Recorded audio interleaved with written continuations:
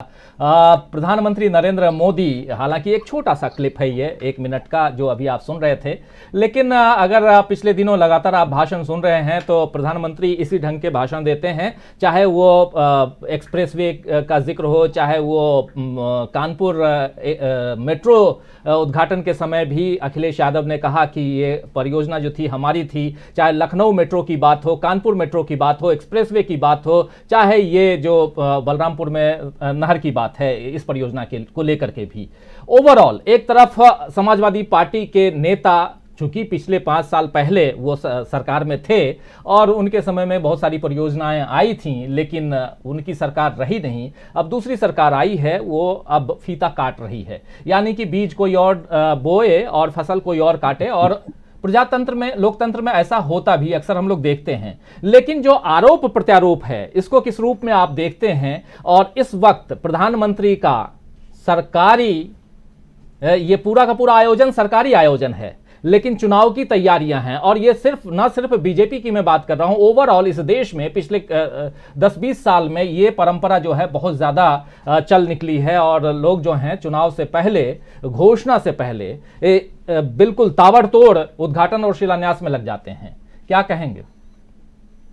सबसे पहले तो मैं आज अपने वरिष्ठ साथियों का अभिनंदन करता, और आपने जैसे कहा कि ये एक रिवायत बन गई है राजनीति में कि चुनाव से ठीक से पहले आप अपनी पोटली में जो कुछ जमा पिछले 4-5 साल में पिछली सरकार के कार्यकाल में आपने किया हो उसका मुंह खोलें और उसको बिखेर कर मतदाताओं को लुभाएं। ऐसा ही माननीय हमारे प्रधानमंत्री जी करते आए हैं। उनके पास अच्छा अनुभव है, 7 साल में बहुत कुछ उन्होंने सीख लिया है, लेकिन उनकी आंख अर्जुन की तरह मछली की आंख पर नहीं लगी है। वो भूल जाते हैं कि वो तंज किस पर कस रहे हैं और किस पर कसा जाना चाहिए। आप ध्यान कीजिए कि जब ये परियोजना सरयू नहर की शुरू हुई, ये 1978 में शुरू हुई थी। उस समय बाबू बनारसी दास जी मुख्यमंत्री थे, अखिलेश यादव नहीं थे, मुलायम सिंह यादव नहीं थे। तो वो तंज अखिलेश पर क्यों कस रहे हैं, मेरी समझ से बाहर है। और ये परियोजना रातों रात पैदा नहीं हुई है।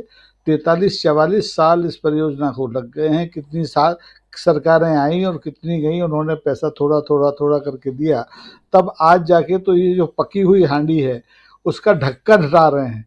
लेकिन उसमें चावल किसने डाला, उसने अदहन किसने चढ़ाया, नमक मसाले मिर्च किसने डाले, इसका जिक्र नहीं कर रहे हैं। और जहाँ तक सवाल है कि चुनाव से ठीक पहले सरकारी संसाधनों के जरिए राजनीतिक हमले का, तो ये उनकी पुरानी आदत है। आपने देखा होगा पिछले ही दिन, 3-4 दिन पहले की बात है, उन्होंने अपने सरकारी जो ट्विटर हैंडल है उस पर लाल टोपी को लेकर एक बढ़िया टिप्पणी की थी। तो ये जब प्रवृत्ति ही आपकी बन गई हो जनता को ठगने की और सरकारी संसाधनों के जरिए ठगने की, तो कोई आपका हाथ पकड़ नहीं सकता, मुंह रोक नहीं सकता। सर्वशक्तिमान है इस देश के, 75 साल के सबसे ताकतवर प्रधानमंत्री हैं। दुनिया को आप बता रहे हैं कि आप विश्व गुरु बना रहे हैं। ऐसे प्रधानमंत्री जब राजनीतिक हितों के संसाधन से घबराहट में आकर बोलते हैं, तो ऐसा ही बोलते हैं कि उन्हें पता ही नहीं है कि किसके ऊपर बोलना चाहिए और किसके ऊपर नहीं बोलना चाहिए। देखिए अभी आदरणीय गुप्ता जी ने, गर्ग जी ने बहुत विस्तार से इस इशारा किया है। बीजेपी फंसी हुई तो है ही, बल्कि उसके जो पाँव के नीचे की ज़मीन है वो बड़ी तेज़ी से खिसक गई है। और इसी का नतीजा है कि भारतीय जनता पार्टी को केंद्र सरकार के मंत्रियों की तक को बूथ स्तर पर ड्यूटी करने के लिए कहा गया है। अगर ये घबराहट नहीं होती, अगर ये ज़मीन का खिसकने का एहसास इस पार्टी को नहीं होता, तो मुझे नहीं लगता कि विधानसभा जैसे चुनाव में केंद्रीय मंत्रियों तक को आप बूथ के लेवल की जिम्मेदारी सौंपने जा रहे हैं। आप 5 राज्यों की बात मत कीजिए, आप पूरे देश की बात कीजिए। पूरे देश में पिछले 7 साल में जो निराशा की स्थितियां पैदा हुई हैं हर क्षेत्र में, चाहे रोजगार का क्षेत्र हो, चाहे स्वास्थ्य का क्षेत्र हो, चाहे उद्योग के विकास का क्षेत्र हो, कृषि का तो आपने देखा ही है। 1 साल पूरी लड़ाई अभी लंबी चली है, और वो अभी लड़ाई सिर्फ अर्ध विराम लगा है, उसमें पूर्ण विराम लगने का भी समय है। तो ये सरकार पिछले 7 साल से ध्वनिमत से चल रही है। ये संसद को भी ध्वनिमत से चलाती है और देश की जनता को भी विचित्र तरह की, जैसे गर्ग जी ने कहा कि ये हास्य व्यंग के कवियों की तरह आवाज़ को ऊंचा नीचा करके ध्वनि के आधार पर आकर्षित करना चाहते हैं, तो ऐसा होगा नहीं। उत्तर प्रदेश बिल्कुल ये इस पर लिटमस टेस्ट का काम करेगा। उत्तर प्रदेश में अभी आपने सर्वे की बात की है, पिछले 20 दिन में आप जो सर्वे अलग अलग एजेंसियों ने किए हैं तो देखेंगे कि इनकी लोकप्रियता का ग्राफ लगातार गिरता जा रहा है।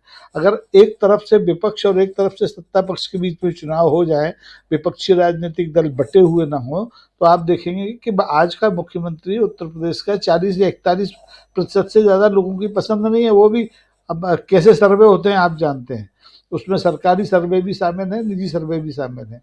तो इस लिहाज से जब आप हर मोर्चे पर जनता को ठगने की कोशिश कर रहे हैं और लगातार आप बेनकाब हो रहे हैं, ठगे तो ठीक है, ठगी पकड़ी ना जाए तो भी चल जाएगा, लेकिन आप बेनकाब हो रहे हैं।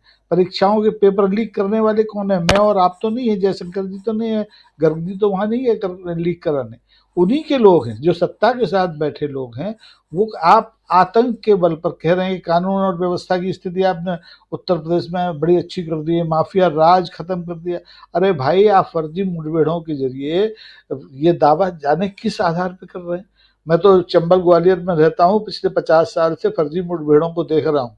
कभी कोई कानून और व्यवस्था की स्थिति फर्जी मुठभेड़ों से नहीं सुधरी, बल्कि और एक इसका स्वरूप बदल गया है। जो माफिया दूसरी सरकारों में दूसरे ढंग से काम करते थे, आज आपकी सरकार में आपके कंधे पर बैठ के काम कर रहे हैं। तो इस तरह से अगर आप देखेंगे तो उत्तर प्रदेश में घबराहट सबसे ज़्यादा है। बाकी जहां 4 अन्य राज्यों में चुनाव होने वहां हालत पतली है। आप देख रहे हैं विपक्ष बड़ी तेजी से इमर्ज हो रहा है, और पिछले 365-68 दिन का जो किसान आंदोलन है, जैसा गर्ग जी ने कहा कि विपक्ष का आत्मविश्वास बढ़ा है। मान लीजिए उत्तर प्रदेश में कांग्रेस की कोई बहुत बड़ी हैसियत नहीं हो, वो कोई सरकार बनाने का दावा न करे, लेकिन इनकी सरकार न बने, ये स्थितियां पैदा करने के लिए एक बहुत बड़ा कारक कांग्रेस भी है। समाजवादी पार्टी की सभाओं को आप देख लीजिए, उनकी तो अभी सरकार नहीं है पिछले 5 साल से, लेकिन जो जनता उन सभाओं में इकट्ठी हो रही है, वो मुझे नहीं लगता कि सब समाजवादी पार्टी के कार्यकर्ता होंगे। वो आम जनता है, और वो आम जनता निराश होकर के विपक्ष को सुन रही है और देख रही है, परख रही है कि भाई क्या हम इन्हें वापस ले आए तो इस मौजूदा रामराज से उसकी मुक्ति हो सकती है, क्योंकि इस रामराज में तो दम घुट रहा है। आप काशी को क्वेटो बना नहीं पा रहे हैं और काशी की मूल संस्कृति का सत्यानाश कर रहे हैं। अभी 15 दिन पहले मेरे रिश्तेदार काशी से लौट के आए, वो कह रहे हैं कि साहब जो पुरानी काशी थी, भले ही हमारी छोटी गलियों और छेड़ियों वाली कुंजों वाली काशी थी, लेकिन आज तो वहाँ ऐसी स्थिति कि आप सांस नहीं ले सकते ढंग से, शहर में चलना मुश्किल हो गया है। तो करोड़ों रुपया आप जब इस तरह से विकास के नाम पर बर्बाद कर रहे हैं और अपने लोगों की जेबें भर रहे हैं, तो निश्चित तौर पर जनता समझ रही है। और जनता को ये भी पता है कि जिस सरजू नहर की आप बात कर रहे हैं, पिछले 5 साल में आपने उस पर कितना पैसा खर्च किया। 80 करोड़ रुपए की जो योजना 44 साल पहले शुरू हुई थी, आज वो 10,000 करोड़ की हो गई। इसके लिए कौन जिम्मेदार है? भाई 12 प्रधानमंत्री निकल गए, 15 मुख्यमंत्री उत्तर प्रदेश में निकल गए। उसमें भारतीय जनता पार्टी के भी 3-4 मुख्यमंत्री रहे हैं, सरकारें जो पहली बनी हैं, सब दोषी हैं उसमें। और आप अपना श्रेय का जो वो जो साफा है, जो क्या कहते हैं उसको, सुरखाव का जो पंख है, वो लगा के घूम रहे हैं। तो ये बड़ा पेचीदगी की स्थिति है भारतीय जनता पार्टी के लिए, उत्तर प्रदेश समेत देश के अन्य हिस्सों में भी। अभी हाल के उपचुनाव में आपने देखा 14 राज्यों में क्या नतीजा आया, हिमाचल प्रदेश में क्या स्थिति हुई। वो तो भारतीय जनता पार्टी का गढ़ है, और छोटा सा राज्य भले ही हो, लेकिन भारतीय जनता पार्टी का एक छत्र चल रहा था, साफ हो गया।